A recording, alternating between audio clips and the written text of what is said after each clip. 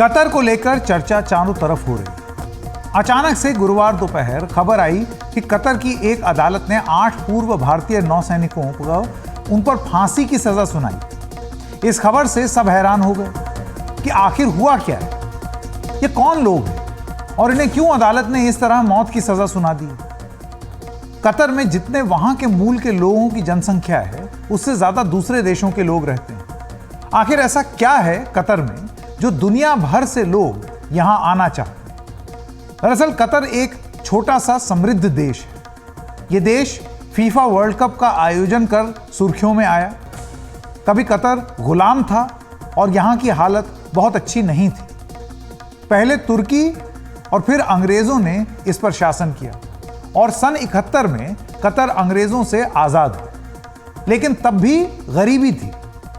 फिर यहां के शासकों ने हालात सुधारने की कोशिश शुरू की। मीडिया रिपोर्ट्स की माने तो यहां का हर तीसरा नागरिक करोड़पति है। यही वजह है कि कतर बड़ी संख्या में हर देश से लोग जाते हैं। कतर में 8 लाख भारतीय भी रहते हैं, हमने कल ही आपको बताया था, और यह सबसे बड़ा प्रवासी समुदाय है। वो कई प्रोजेक्ट में भी काम करते हैं। इसी तरह कतर के दाहरा ग्लोबल टेक्नोलॉजीज में काम करने वाले 8 भारतीय गए थे। वो जो 8 लाख लोग हैं उसमें से 8 ये थे।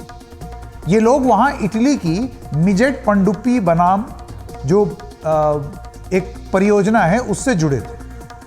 ये एक संवेदनशील प्रोजेक्ट था, उसमें ये काम कर रहे थे। अचानक पिछले साल अगस्त में इन्हें गिरफ्तार कर लिया गया। कोई वजह तक नहीं बताई गई। इस बात के कयास कुछ मीडिया रिपोर्ट्स के आधार पर लगाए गए कि ये जासूसी कर रहे थे, इन पर जासूसी का आरोप। यह भी कहा जा रहा है कि इन्हें पाकिस्तान की खुफिया एजेंसी ने फंसा दिया है। इन्हें अलग अलग सेल में रखा गया है। इस साल 29 मार्च को सुनवाई शुरू हुई थी और फिर अब इन्हें मौत की सजा सुना दी गई है। अगर आरोप लगाए तो उसे सार्वजनिक करने में इतनी परेशानी क्यों है कतर को, यह बात अभी तक समझ नहीं आ रही। उन पर मुकदमा चलाया जाता है और मौत की सजा सुना दी जाती है, जबकि अगर कोई आरोप है तो कतर उन्हें भारत वापस भेज दे। ऐसी बात बताई जाती है कि इस तरीके की संधि भी है, लेकिन कतर ने एक तरफा कार्रवाई करते हुए मौत की सजा सुना दी। विदेश मंत्रालय ने इस पर बयान जारी किया है, जिसमें यह कहा है कि विदेश मंत्रालय, वो क्या कहते हैं जरा आपको वो दिखा दें, फुल फ्रेम देखिए।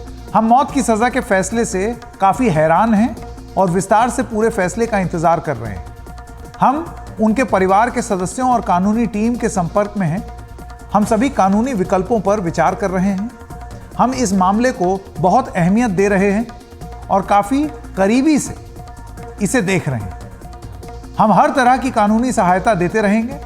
हम कतर की सरकार के साथ भी इस फैसले को उठाएंगे। इस मामले की गोपनीय प्रकृति को देखते हुए अभी इस मौके पर कोई और टिप्पणी करना उपयुक्त नहीं होगा। यह आधिकारिक बयान है, इसके बाद से अभी भारत सरकार की तरफ से कोई बयान आया नहीं है। लेकिन सवाल यही है कि यह किस तरीके का फैसला है। फैसले के बारे में डिटेल्स नहीं मालूम, बहुत ज्यादा क्या पूरा मामला है वो नहीं मालूम। ये जो सीक्रेसी है कतर की, इस पर भी अब बहुत सवाल उठ रहे हैं। ऐसा नहीं है कि कतर पहली बार विवादों में आया। आपको याद होगा विश्व कप जो फुटबॉल था, उसके आयोजन के वक्त भी कतर विवादों में रहा। स्टेडियम को बनाने के दौरान मजदूरों की मौत का मामला सामने आया। कतर पर श्रमिकों की मौत को छिपाने के आरोप रहे हैं। हालांकि कतर इस आरोप को पूरी तरीके से गलत बताता है। वर्ल्ड कप के दौरान डेनमार्क के पत्रकार को प्रसारण से रोकने का आरोप भी लगा। वो वीडियो भी बड़ा वायरल हुआ, वर्ल्ड कप के दौरान ही हो रहा था। वर्ल्ड कप के दौरान स्टेडियम में नियमों को लेकर के भी सवाल उठे। स्टेडियम में शराब पर बैन को लेकर फुटबॉल प्रेमी नाराज हुए थे। यहां के कानूनों को काफी कड़ा माना जाता है। कड़े कानून अपनी जगह हैं, लेकिन दूसरे देशों के नागरिकों को इस तरह मौत की सजा सुना देना कहीं से भी सही नहीं लगता है और कहा भी नहीं जाना चाहिए इसे, क्योंकि भारत खुद कह रहा है हम हैरान हैं ये कैसे हो गया। भारत ने कई दूसरे देशों में भारतीयों की सजा को कम कराया है या फिर सजा माफ भी करवाई। भारत और कतर के बीच व्यापारिक रिश्ते भी हैं और रिश्ते बड़े अच्छे बताए जाते हैं। क्या वो रिश्ते भारतीय नागरिकों को वहां से वापस लाने में काम आएंगे? भारत कतर के बीच प्रिजनर ट्रांसफर को लेकर के 2015 में ही एक समझौता हुआ था और भारत के पास इस मामले में क्या रास्ते हैं ये जानना बहुत जरूरी है। हमने बात की एनडीटीवी की कादम्बिनी शर्मा से इसी मुद्दे पर। आइए आपको सुनाएं। 28 जुलाई को 2023 को एक स्टार्ड क्वेश्चन लोकसभा में पूछा गया था, जिसका जवाब विदेश मंत्री एस जयशंकर ने दिया। उसमें उन्होंने क्या जानकारी दी है वो हम आपको बताते हैं। उन्होंने कहा है कि भारत सरकार ये एक प्रायोरिटी के तौर पर देखती है कि उनके जो भारतीय हैं वो सही सलामत रहें। अगर किसी मुश्किल में फंसते हैं तो वहाँ पर क्या कदम उठाए जाते हैं, इसके बारे में जो भी दूतावास या हाई कमीशन बाहर होते हैं वो इस पर पैनी नज़र रखते हैं। अगर कोई भी भारतीय जेल जाता है तो उसको लेकर तुरंत ये जो है वो हरकत में आते हैं, वहाँ लोकल फॉरेन ऑफिस से वो संपर्क करते हैं और कोशिश करते हैं कि काउंसलर एक्सेस, यानी कि जो राजनयिक हैं वो जाकर जेल में इस भारतीय से मिल सकें, ताकि जो फैक्ट्स ऑफ द केस हैं वो निश्चित कर सकें, ये निश्चित कर सकें कि ये भारतीय ही हैं। उसके बाद क्या होता है, जो भी ज़रूरत होती है, कोई भी वहाँ पर लीगल ज़रूरत होती है, उसके लिए काम किया जाता है। आमतौर पर जहाँ ज़्यादा पॉपुलेशन होती है भारतीयों की जिन देशों में, तो वहाँ पर एक पैनल मेंटेन किया जाता है लॉयर्स का, लोकल लॉयर्स का। वहाँ मतलब कई लॉयर्स जो हैं उनको हायर करके ऐसे ही मामलों में उनकी सेवाएं ली जाती हैं। इस लीगल एड के लिए कोई भी फीस भारतीयों से नहीं ली जाती है और ये जो है वो फ्री ऑफ कॉस्ट किया जाता है। इसके अलावा न सिर्फ लीगल एस्पेक्ट बल्कि ये भी कोशिश की जाती है कि जो वहाँ पर अथॉरिटीज़ हैं उनसे बातचीत की जाए, चाहे वो काउंसिलर लेवल पर हो या फिर राजनयिकों के लेवल पर हो या फिर सीनियर ब्यूरोक्रेट्स यहाँ से जाएं या फिर जो मंत्री हैं वो इस मामले में हाईएस्ट लेवल पे वो कंसल्ट करें, ताकि जो जिस बात के लिए वो भारतीय जो है वो जेल में है, परेशानी में है, उसको कम से कम माफ़ी मिल सके या फिर उसकी सज़ा कम हो सके और उसको यहाँ वापस लाया जा सके। जो इन्फॉर्मेशन तब तक की, जुलाई तक की, 2014 से लेकर जुलाई तक की जो उन्होंने बताई विदेश मंत्री ने लोकसभा में, वो ये है कि 4,597 भारतीयों को या तो माफ़ी मिली है या फिर उनके सज़ा में कमी आई है। और ये भारत सरकार की लगातार कोशिशों के ज़रिए और अलग अलग चैनल्स के कोशिशों के ज़रिए हुई है। ना सिर्फ लीगल एस्पेक्ट इसमें रहा बल्कि अलग अलग तरह से जहाँ भी जैसे भी संभव हो, चाहे कोई इन्फ्लुएंशियल लोकल वहाँ पर हो उसके ज़रिए या फिर भारत सरकार के जो अधिकारी हैं, मंत्री हैं, उनके ज़रिए। तो ये बहुत एक अहम फैक्टर है।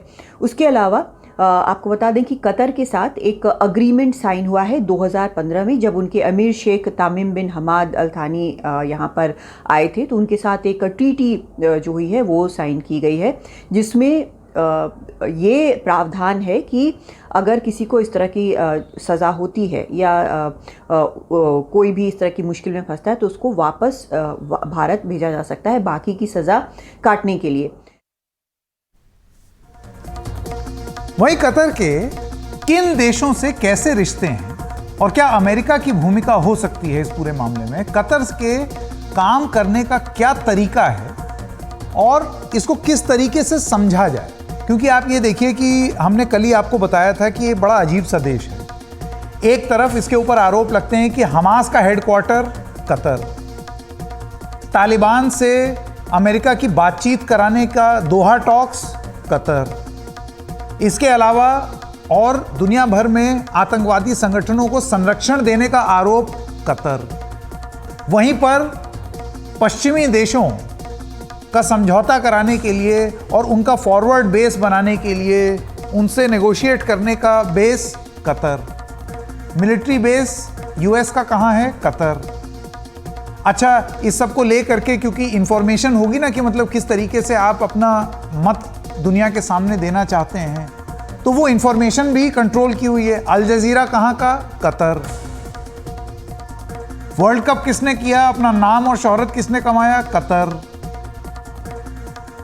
तो ऐसे मौके में और इस तरीके से जो कतर चल रहा है, इससे आप क्या मायने निकालें और इस सब के बीच में हिंदुस्तान अपने जो राजनयिक रिश्ते हैं उसको कैसे इस्तेमाल कर सकता है, उसमें अलग अलग देश क्या भूमिका निभा सकते हैं, इस पूरी चीज को समझने और समझाने की कोशिश की है एनडीटीवी की हमारी सहयोगी नीता शर्मा ने।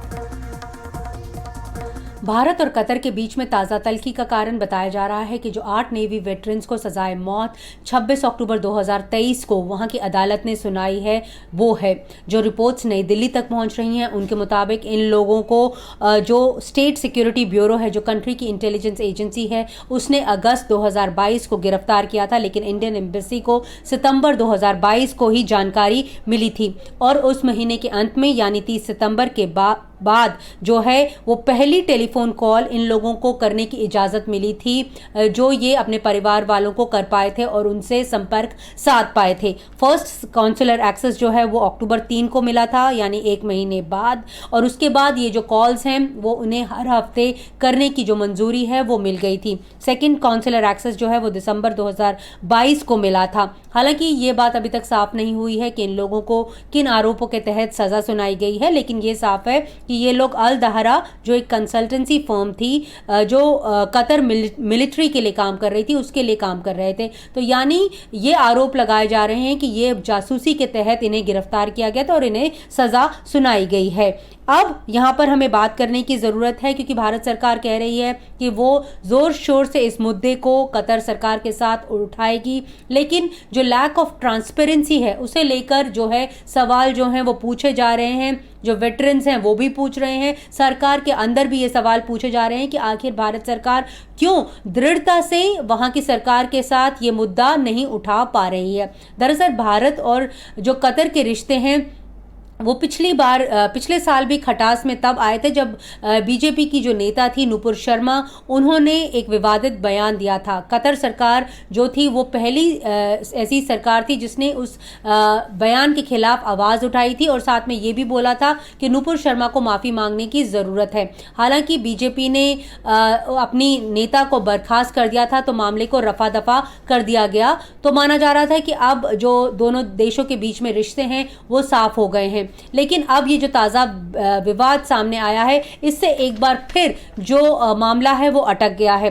कतर में हम आपको बता दें लगभग 8 लाख इंडियंस जो हैं वो वहाँ पर रहते हैं और उन सबके बीच में इसको लेकर चिंता है कि आखिर क्यों दोनों कंट्रीज़ जो हैं वो कोऑपरेट नहीं कर पा रही, क्योंकि उन लोगों को भी अपनी आजीविका को लेकर अब एक सवाल उनके मन में है, क्योंकि उनकी सुरक्षा को लेकर अब उनके सवाल उनके मन में हैं। तो ये इन दोनों के बीच में रिश्ता है क्या, नुपुर शर्मा और जो ये फैसला आया है इसे लेकर जो एक बहस है वो सरकार के भीतर भी जारी है। बहरहाल हमें यहाँ पर यह भी बताने की ज़रूरत है कि अमेरिका इस पूरे विवाद में क्या रोल अदा करेगा और इस डायनेमिक्स में कहाँ फिट होगा। दरअसल अमेरिका और कतर की काफ़ी अच्छी जो है वो रिश्ते बताए जाते हैं, उनका जो अमेरिका का इन्फ्लुएंस है वो कतर के ऊपर काफ़ी अच्छा बताया जाता है। ऐसा इसलिए है क्योंकि जो यूएस के एडवर्सरीज हैं, चाहे वो ईरान हो, रशिया हो, उसके संबंध कतर के साथ अच्छे हैं। यही नहीं, हमास और तालिबान के भी जो रिश्ते हैं उसके कतर के साथ अच्छे हैं। तो कतर एक बहुत सेंट्रल रोल प्ले कर रहा है कि पूरे के पूरे डायनेमिक्स में। हमें यहाँ पर यह भी बात याद दिलाने की ज़रूरत है कि अभी जो ताज़ा विवाद चल रहा है इजराइल और हमास के बीच में, उसमें भी मीडिएशन का काम जो है वो कतर कर रहा है। इससे पहले जब अफगानिस्तान के ऊपर तालिबान ने टेक ओवर किया था 2021 में, तब जो अमेरिकन सिटीजन्स हैं उन्हें भी इवैक्यूएट कराने में मदद जो है वो कतर ने की थी। इनफैक्ट जो 40% अमेरिकन हैं उन्हें इवैक्यूएट दोहा के ज़रिए ही कराया गया था। तो कतर काफ़ी एक सेंट्रल रोल प्ले करता है इस पूरे के पूरे डायनेमिक्स में।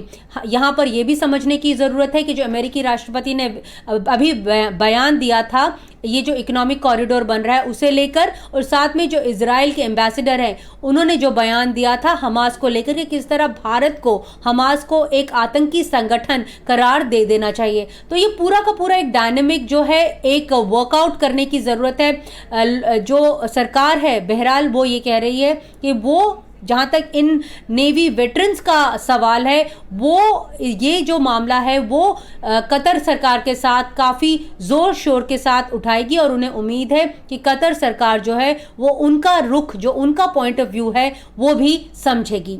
नई दिल्ली से नीता शर्मा, एनडीटीवी इंडिया के लिए। और आइए अब सुनते हैं इस पर एक्सपर्ट्स का क्या कहना है। हमने संजीव अरोड़ा जी से बात की, कतर में भारत के पूर्व राजदूत रह चुके हैं, और वरिष्ठ पत्रकार डॉक्टर वायल अवाद से भी बात की। दोनों की बात सुनाते हैं। जरूरी है सबसे पहले ये बात कि ये एक जुडिशियल मामला है। हर कंट्री में जो एक न्याय प्रणाली हर देश की अपनी होती है, तो उनके एक कोर्ट ने ये जो ऑर्डर दिया है, जिस पर फिर विदेश मंत्रालय ने भी अपना रिएक्शन, अपनी टिप्पणी दी, वो आप सबने देखा है। अब एक तो बहुत ही एक हाई प्रायोरिटी पर, बहुत अर्जेंटली, बहुत एक स्विफ्ट और एस्ट्यूट डिप्लोमेसी वो अवश्य है। और साथ साथ कोई भी एग्रीव्ड पर्सन है, कोई भी एक्यूज्ड पर्सन है, कोई भी सेंटेंस्ड पर्सन है किसी भी देश में कहीं भी, तो उसका ये अधिकार है कि फर्दर अपील करे। वहां हायर कोर्ट्स हैं और वो होगा, उसमें जो लीगल प्रोसेस है उसमें भी भारत सरकार उनकी सहायता कर रही है, जिनको ये सेंटेंस मिला है, और कहा भी है हमारे विदेश मंत्रालय ने। सो ये दोनों एक्शन साथ साथ चलेंगे, इनमें कोई इनकंसिस्टेंसी नहीं है। और डिप्लोमेटिकली जो मैंने कहा, क्योंकि इतने हमारे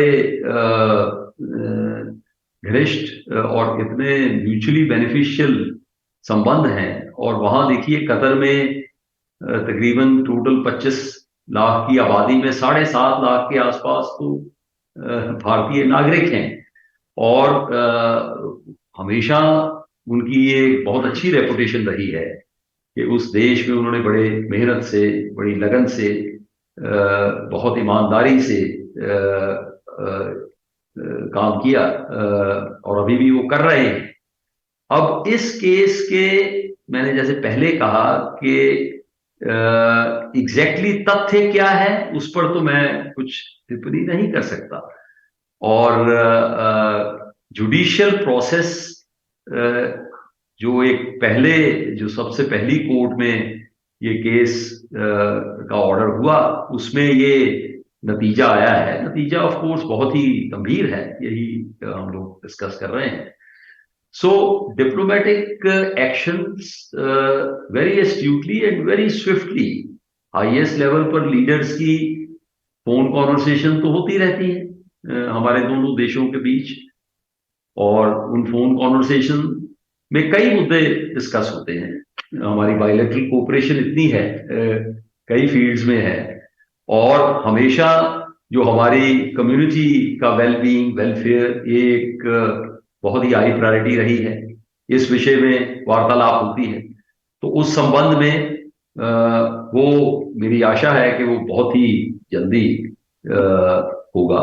केस आज का तक नहीं है, तो पिछले 14 महीने हो गया ये केस जो लोग कब्जा हो गया दोहा के अंदर, और जब तक उसी के वक्त में कब्जा किया था, वो जो सरकार कह रही, कतर वाले कह रहे, आपको इंडियन गवर्नमेंट ने इन्फॉर्म करा दिया था और कॉन्सुलेट मतलब ये कांटेक्ट करा दिया था, लेकिन केस पूरा 14 महीने तक बिल्कुल चुपचाप रखा है, क्योंकि शायद वो डिटेल उनके पास काफी है, इसलिए सबूत भी है, इसलिए उन्होंने चुप किया था। ये प्रॉब्लम ये चल रहा था, लेकिन उसकी बहुत मतलब बड़ा इफेक्ट हो रहा है और काफी इम्पैक्ट हो रहा है, क्योंकि पब्लिक ओपिनियन जो इंडियन में अंदर होता है, जो लोग अभी तक है उनकी सपोर्ट कर रहा है।